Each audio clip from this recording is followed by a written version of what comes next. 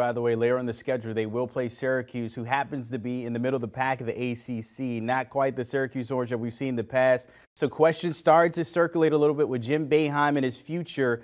Chances this might be it for Jim, or possibly a little more after this? I mean, I can tell you there's continual curiosity about what Jim Boeheim is going to do. I've said this before, I've written it before. Literally in the history of college athletics, there has never been a person more directly affiliated with a university at an athletic level for a longer time and a greater portion of their life than Jim Boeheim. He played there. This is his 46th season as a head coach. There are more of them when he was an assistant coach. There's never been a figure tied to a school in an athletic way like Jim Boeheim. So I don't know if he is going to retire after that. I don't think he will.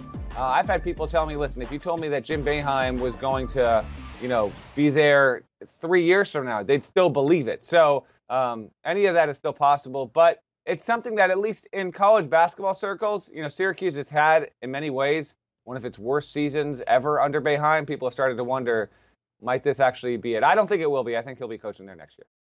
Do you think Buddy has anything to do with that decision, by the way?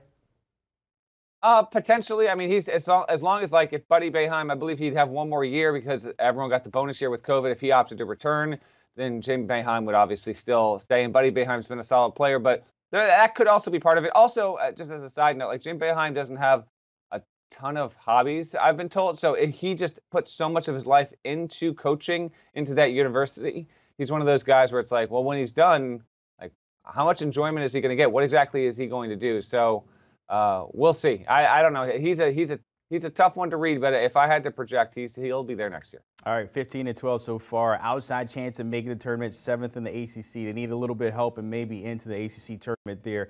Do you want a sports network that delivers everything that matters about the game? The highlights, the picks, the instant analysis. No yelling, no fake debates, no politics. Hit the subscribe button and never miss a moment.